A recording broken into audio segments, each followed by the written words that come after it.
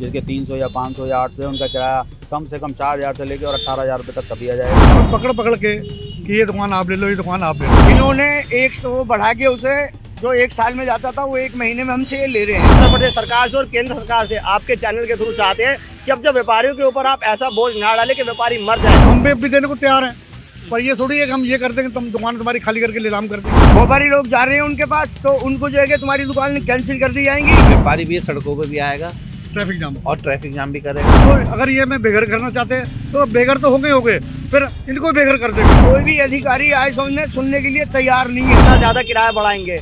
मैं मूल आवंटी हूँ, हमारी दुकान का किराया 4,000 रुपए है, जिसको वो 1,17,000 करना चाह रहे हैं। अब एक ईट उठा के देखिए, हम ईट से ईट बच जाएगी यहाँ पर। 60 सालों से जिन व्यक्तियों को दुकानें दी गई थी, अब उनका किराया बढ़ाया जा रहा है, जिसके विरोध में लोग आज गाजियाबाद के नगर निगम पर पहुंचे हैं। बातचीत करेंगे और जानेंगे। नगर निगम आज आप पहुंचे हैं, कितना किराया बढ़ाया जा रहा है, क्या कुछ कहा जा रहा है? सर, इसके बारे में अभी कोई बात नहीं की जा रही है, ना बताया जा रहा है। सिर्फ ये पेपरों के माध्यम से या न्यूज़ चैनलों के माध्यम से जो हमारे हैं उनके द्वारा ये पता चल रहा है कि आपका किराया जो है जिसके 300 या 500 या 800 उनका किराया कम से कम 4,000 से लेकर और 18,000 रुपये तक कर दिया जाएगा। तो ये कई बार मिलने के बावजूद भी आप ये देखिए कि कई बार अरुण यादव जी हैं और भी संजीव सिन्हा भी हैं और भी बैठे हुए थे अधिकारी, उनसे भी इस बात पर वार्ता हुई, लेकिन किसी ने स्पष्ट तौर पर कुछ भी बोलने से इनकार कर दिया। अच्छा, 60 साल आपकी दुकानों को हो चुके हैं, जैसे कि बताया गया 60 साल से आपके पास दुकानें वो हैं। इससे पहले भी उसका किराया बढ़ाने के लिए कोई प्रस्ताव ऐसा था, ये जब दुकानें बनी थी हमें पकड़ पकड़ के कि ये दुकान आप ले लो, ये दुकान आप ले लो। इन्होंने 90 साल का एग्रीमेंट पे अपनी जगह दी थी, इन्होंने 90 साल के पट्टे पे। तो उस टाइम हमारा किराया था 100 या 200 जो भी था, उसमें ये लिखा था।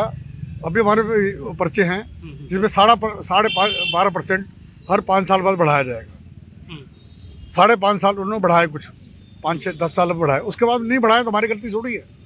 तो हम भी देने को तैयार हैं, पर ये थोड़ी है कि हम ये कर देंगे, तुम दुकान तुम्हारी खाली करके नीलाम कर देंगे। ये कोई हिटलर राज हुआ ना, ये तो अंग्रेजों वाला राज हो गया कि तुम खाली कर लोगे, ये करवा दोगे, वो करवा दोगे। आओ, किसी की हिम्मत है, हाथ में एक ईट उठा के देखिए, हम ईट से ईट बच जाएगी यहाँ पर। हो सकता है मजबूरन शांत प्रिय आदमी है, व्यापारी है, ये ना हो हमें मजबूरन ट्रैफिक जाम करना पड़े या और कुछ करना पड़े। तो हाथ जोड़ के आपके उसके बेनती कर रहे हैं कि बैठ के ये मसला हल कर लें। अच्छा, आपकी बात हुई अधिकारियों से, क्या कुछ आश्वासन आपको दिया गया? अधिकारी तो ये कह रहे हैं जी हम आपकी दुकानें खाली करवा देंगे। अधिकारी तो ये कह रहे हैं निरस्त कर देंगे, हाँ निरस्त कर देंगे। अब ये बताओ, आप बताओ, ये ठीक है ये बात? अच्छा, कितने व्यापारी ऐसे होंगे जो जिनकी दुकानें वहाँ पर हैं? तकरीबन वहाँ पर जो है 350 दुकानें, 1702 दुकानें टोटल, 1702 दुकानें हैं टोटल जो नगर निगम की हैं।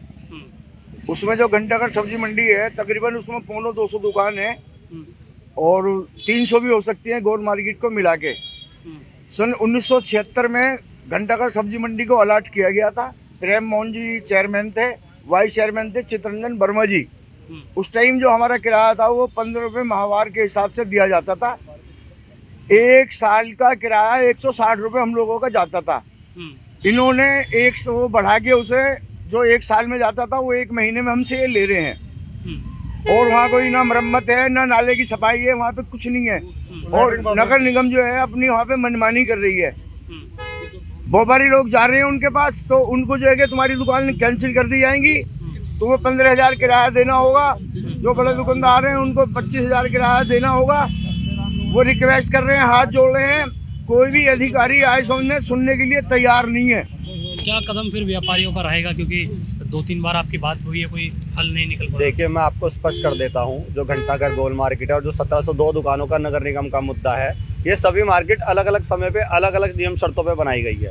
जो घंटाघर गोल मार्केट है वो शरणार्थियों को दी गई थी, रेफ्यूजी के टाइम पे जब हम लोग वहाँ पे सन 56 में जब रेफ्यूजी थे हम लोग, तब हमको दी गई थी और इस शर्त पे दी गई थी कि हम लोग अपनी आजीविका चलाएंगे। आज हम अपनी आजीविका चला रहे हैं तो उसमें क्या परेशानी न करेंगे, हम अपना किराया दे रहे हैं, समय से दे रहे हैं, जितना उनका किराए की डिमांड थी उतनी दे रहे हैं। लेकिन अब ये मुद्दा उन्होंने उठा दिया कि अब इतना ज़्यादा किराया बढ़ाएंगे। मैं मूल आवंटी हूँ, हमारी दुकान का किराया 4,000 रुपये है, जिसको वो 1,17,000 करना चाह रहे हैं। क्या ये जायज़ है कि 4,000 का किराया 1,17,000 19,000 कर दिया जाए? अभी कोरोना के काल में भी हम सभी व्यापारियों ने पूरा किराया भरा है। ऐसा नहीं है कि हमने कोरोना काल में दुकानें बंद करी है, लेकिन सरकार का साथ हमने दिया है। तो आज हम नगर निगम से, अपने उत्तर प्रदेश सरकार से और केंद्र सरकार से आपके चैनल के थ्रू चाहते हैं कि अब जब व्यापारियों के ऊपर आप ऐसा बोझ ना डालें कि व्यापारी मर जाए। व्यापारी के साथ उसका परिवार है, उसके बच्चे हैं, उसकी स्कूल की फीसें हैं और उसके साथ उसका स्टाफ है, सबसे बड़ी बात, जो निम्न परिवार से आता है। आज भी ऐसे ऐसे व्यापारी हैं जिनकी एक हफ्ते तक बोनियां नहीं होती हैं, तो कहाँ से वो अपना बिजली का बिल भरेगा, कहाँ से अपने दुकान के लड़के को सैलरी देगा। तो आप ये देखिए कि कितनी अनएम्प्लॉयमेंट बढ़ेगी। अनएम्प्लॉयमेंट बढ़ेगी तो परेशानी सभी के साथ कहीं ना कहीं मानते हैं बेरोजगारी मुद्दा एक बनेगा अगर व्यापारियों के साथ। आज कंपनी बाग में कम से कम 1000-1500 आदमी छोड़ के आए हैं। यहाँ पर जो एकत्र नहीं हुए, सिर्फ वीके सिंह जी ने हमें कहा था कि हमें 2-3 दिन का टाइम दो। उनका सामान रखते हुए अब यहाँ पब्लिक इकट्ठी नहीं करी हमने यहाँ पर, जबकि प्रशासन ने पुलिस वगैरह बहुत इकट्ठी कर रखी है। पर अब भी जाकर देखो पार्क में बहुत वहाँ इकट्ठे हैं। वो इसलिए इकट्ठे हैं, सब आदमी का रोजी रोटी है। एक आदमी साथ 10-10 आदमी जुड़े हुए हैं, लड़के रखे हुए, सब रखे हुए हैं। तो अगर ये मैं बेघर करना चाहते हैं तो बेघर तो होंगे, फिर इनको बेघर कर देंगे। तो अगर वीके सिंह जी की अगर बात मानते ठीक है, हम भी उनका सम्मान करते हुए आज अभी इकट्ठे नहीं हुए यहाँ पर, तो अपने इकट्ठा तो हो नहीं हो रहा था। कहीं ना कहीं नई बातें मानी जाएंगी तो भारी तादाद में व्यापारी फिर यहाँ पहुँचेंगे। व्यापारी भी सड़कों पर भी आएगा, ट्रैफिक जाम भी करेगा और अपनी दुकानें बंद करके इन्हें चाबियां दे देगा कि लो और तुम संभालो इसे और हमारे घर परिवार को संभालो, सबको संभालो। आप देख सकते हैं कि अभी हम बृहस्पतिवार को कम से कम भी 700-800 व्यापारी यहाँ के नगर निगम में हमने घेराव किया था, लेकिन उस दिन से आज तक ना तो हमसे अगले दिन जब मुलाकात करी गई तो अपर नगर आयुक्त ने हमसे मुलाकात करी थी और अपर नगर को हमने बहुत सारे सुप्रीम कोर्ट के ऑर्डर, नगर निगम शासन के ऑर्डर लखनऊ से हमने उन्हें दिखाए और उसमें दिखाया कि इसमें किराया बढ़ाने का कोई भी प्राविधान नहीं है। तो बहुत सी ऐसी बातें हैं नगर निगम केवल यानी कि जो व्यापारियों के फेवर में 9 पॉइंट है उसे नकार रही है और 1 पॉइंट पे लग रही है, किराया बढ़ाओ, केवल किराया बढ़ाओ। मैं नगर निगम के अधिकारी और गाजियाबाद की महापौर सुनीता जाल जी से पूछना चाहता हूँ कि उन्होंने अभी गाजियाबाद के तमाम कम्युनिटी सेंटर जितने भी बने होते, जो गरीब बच्चों की शादियों के लिए उसके लिए बने होते, उधर सबको किरायों पे दे दिया, उसमें लीज पे दे दिया। अभी उन्होंने 2010 में पटेल नगर में 8 दुकानों की रजिस्ट्रियाँ करी हैं। आप हमें भी रजिस्ट्री कर दीजिए, हम रजिस्ट्री करवाने के लिए तैयार बैठे हैं।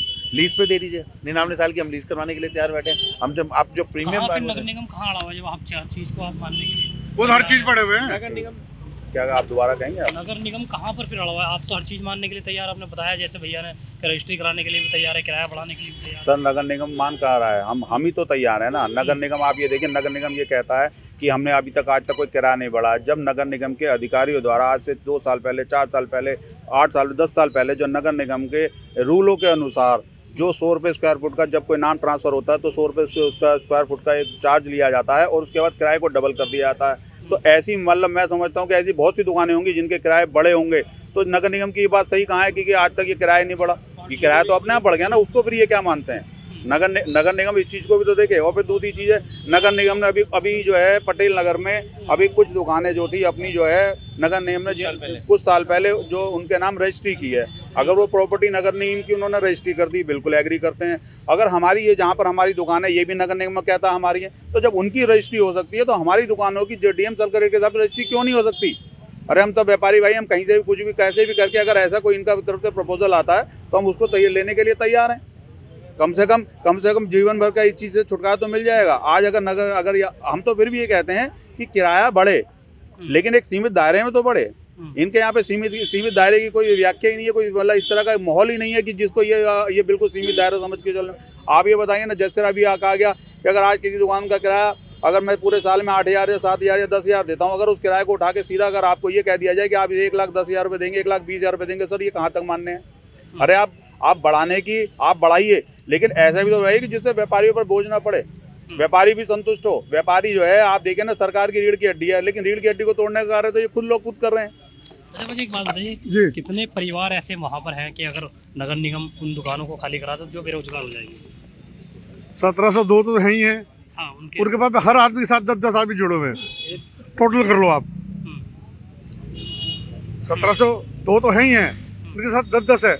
हमारे यहाँ हमारे यहाँ ट्रक यूनियन में चले जाओ, एक दुकान में 10-10 आदमी काम करते। क्या काम करते हैं? कोई पेल्टर है, कोई बॉडी वाला है, कोई मतलब कोई कील ठोक रहा है, कोई कुछ कर रहा है, कोई शो वाला है, कोई टायर वाला है, पिंचर लगा के अपना गुजारा कर रहे हैं। तो आज उनको लिए बहुत बड़ी मुसीबत खड़ी कर रहे हैं ये। कहीं ना कहीं ये कहते हैं कि एक बड़ा ग्रुप एक मार्केट के साथ जुड़ा हुआ, अगर मार्केट पर असर पड़ेगा तो बेरोजगारी बढ़ेगी। पूरा असर पड़ेगा। 1700 दुकान के साथ साथ कम से कम ये समझ लीजिए 6-7 हज़ार स्टाफ भी है।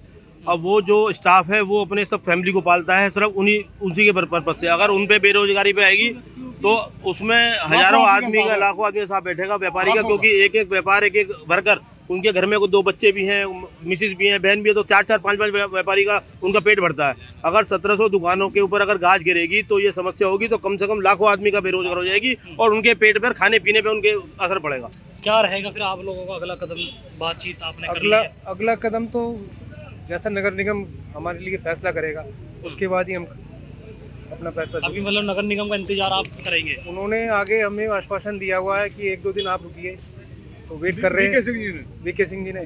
उसके बाद तो साफ तौर पर ये व्यापारी लोग हैं जो आज गाजियाबाद के नगर निगम पर पहुंचे।